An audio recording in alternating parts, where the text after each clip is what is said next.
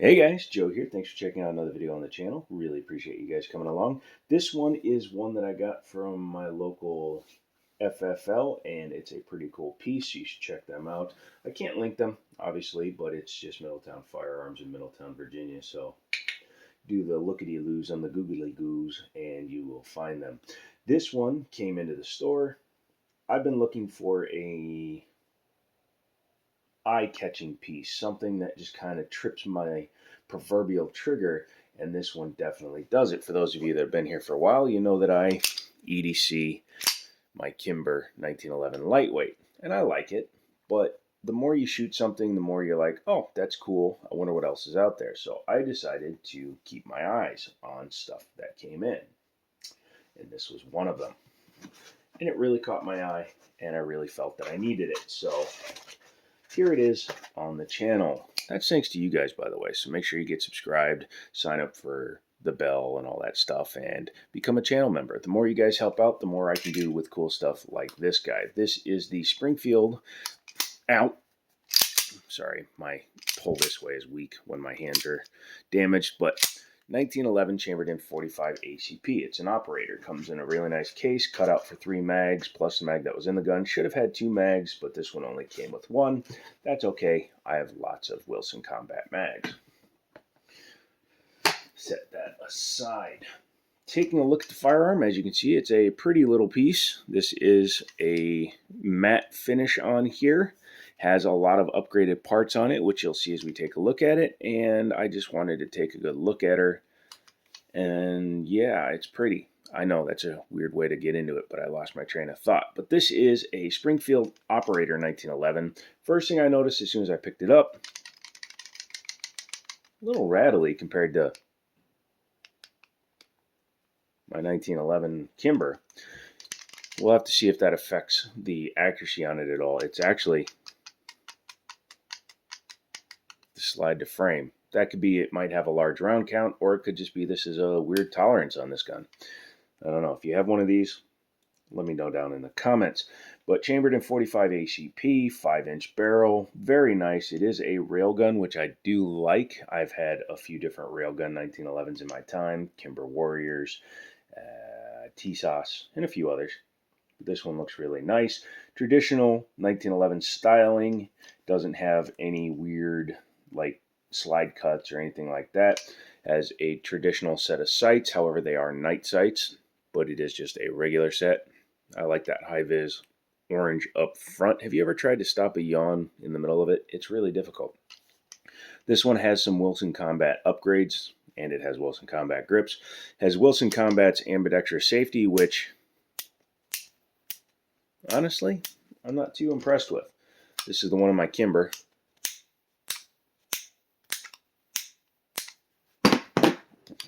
And this is the one in the Springfield.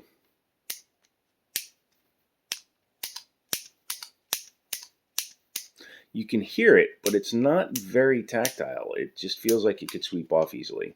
And this isn't different. You can see how easy it is to move with my thumb. I'm not a big fan of that. Although, once it's in the down position, it's still much tighter than their Prodigy. Ha ha ha ha ha. Has a Wilson Combat magwell. You can see I have one on my Kimber as well. I like them.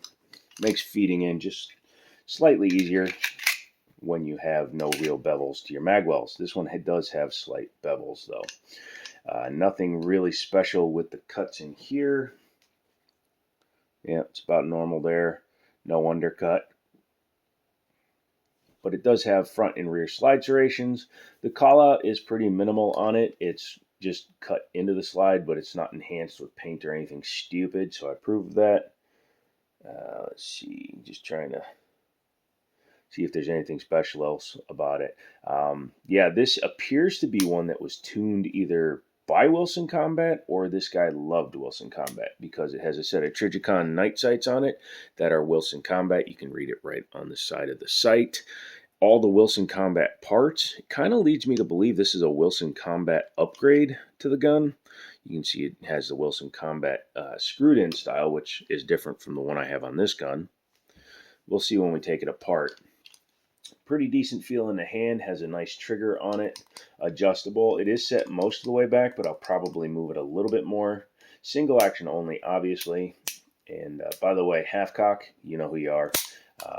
One of our buddies came in the store carrying a 1911 with nothing in the chamber and the hammer half cocked, because that's not a way to get yourself KILLEDD. I love spelling things. Has a standard bushing in the front, nicely finished barrel, sticks out just a little bit like most 1911s do. You can see it's actually a little bit thicker than the one in my Kimber, which I like. Half-length guide rod. So as you can see, it's in there. So if you want to do the old school press checks that way, you can. Or you can do your two-finger. Helps if you don't engage your safety. With your two-finger John Wicky. There you go. I don't have a preference between full or half-length guide rod. I've never had a guide rod jam up on me, so I don't have a preference at this point. It has a standard slide lock slide release. I wish it was a little extended to match the safety, because the safety is extended and it actually makes your finger miss the slide lock slide release if you're at speed. Also, the mag release is extremely small, much smaller than even on my Kimber. So my Kimber is easier to hit, but the magazines are still drop free. Like I said, the reason I think it's Wilson Combat, it also came with Wilson Combat mags, so we'll see when we take it apart. I can already read on the barrel that it says SA 45 auto, so it's still the Springfield barrel, but I still think Wilson touched this gun. Let's talk about the trigger feel. So obviously, make sure it's clear. Hammer is back. A little bit of take up and very nice break. Like 3.5 pounds it feels like to reset. Very definitive and straight out. For comparison, my Kimber, which I've done a little bit of work, you can see it has a little less take up and similar weight. Actually, this feels slightly heavier. Reset a little farther out. So I'm going to give this one to the Springfield. Congratulations, Springfield. You just beat my Kimber. Considering that you're almost $500 more, I would expect that. So a little more take up, but a lighter trigger and a faster reset. Very good, very good. I like the grips. They're a G10 material. I thought these were going to be Hogue material when I first saw the gun, but nope, it's a G10 material. I like the Wilson Combat medallions in the grip. The feel of it is 1911, so perfect. Perfection. Has a nice beaver tail with a big memory notch, so you can easily hit it when you grab it. Some people, when they pick up my Kimber, don't really care for it, because even though it does stick out as far for the memory notch, this is a much flatter one. This actually, I think, allows me to get higher on the gun quicker than this guy, because this one, if I'm super high up, I have to remember that my palm needs to push forward just a little bit, so I'm rolling it into the trigger, or excuse me, gripper safety. Gripper wreath. It's a gripper wreath. And this one, just, my whole hand just forces it. So, point to the Kimber. So far, pretty close. This is an all steel gun, so it does weigh significantly more than this gun, nearly 8 ounces heavier. So this one's coming in at 42 ounces. This one comes in at 34 ounces. So much heavier gun, but I prefer that in a 45 anyways, because it helps with recoil mitigation, or at least felt recoil impulse. Yeah. The action's pretty smooth. I think it could be a little bit smoother. You can see my Kimber has polished rails internally, so it's a little bit smoother. But this one, with a little bit of work, I think will be really nice. Heavier spring for sure. I can definitely tell the spring is heavier than the Kimber. Comparisons aside, what do you say we take it apart? Okay. By the way, if this was a TRP operator, I would be in heaven, but still, for what it is, it's not bad. Once you've gone ahead and safety check your gun, I would lock it in place. That just makes this next part easier. Pop your bushing off to the side. I can usually do it with my fingers, but it's very early in the morning and I'm tired. Go ahead and take this off. I'm going to use this to set parts down on, because I'm not sure how clean the gun is internally. It doesn't look too bad so far. Drop your safety back down, bring your slide back to the smaller of the two notches, which is right there. And push your guy out. There you go. Once you've done that, tops come off. This being a half-length guide rod, it is a small itty-bitty guy right there. By the way, don't do what I just did with your gun. I do it because, well, they're my guns, so I'll do what I want. Take your bushing out, very nicely fit. Doesn't say Wilson on the front of that, so that's a traditional Springfield bushing. Wilson Combat makes their own bushing that says Wilson right on the front. Go ahead and take your barrel out, very nicely finished. This gun has been fired quite a bit, needs to be cleaned and oiled. I'll probably do that when I put it back together, wherever my toolkit is. And let's take a look internally. Has your standard locking lugs up there. No firing pin block, so this is a Series 70 gun. There is your standard firing pin back there and your internal extractor. Also appears to be a Wilson Combat part, so good for you, whoever owned this gun. I don't see any stampings on the back of the firing pin, so this is probably just a standard one. But again, it could be a Wilson one. I'm not going to take it out to check. Very nicely finished, though. For a round count, who knows how many it's got. The finish is holding up extremely well.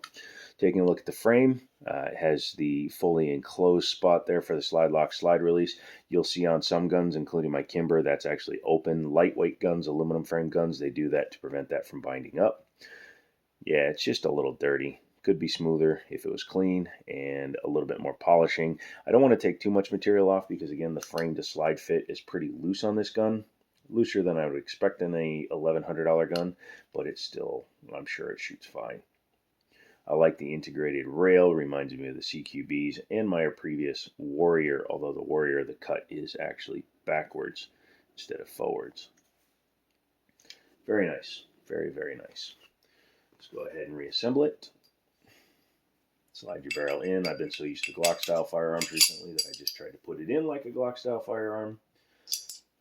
Half-length guide rods, you want to make sure that goes in before you put the springs and everything together so that it lines up correctly. Take your spring, put it in. Remember which end is which. Don't need to put that on yet. Go ahead and flip it over using the spring to hold the guide rod in place. Take your gun, take everything, slide it back together.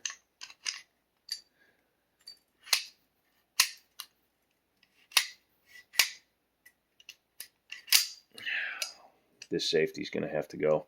This safety is so easy to move that it's not working right. So that will be coming out if I keep this gun long term. What I like to do is go ahead and make sure that the barrel is locked in the right position before I fully reassemble it. So once we know that it's working correctly, bring the gun to that smaller notch. Pull your slide lock, slide release up so that you don't put the idiot mark on the gun. Pop it back in, lock it into position. Once you've done that, you can take your guide rod cap, plug, whatever you want to call it, put that in, start it. And like I said, you can see you can do it with your finger when a gun has some break into it, sometimes not.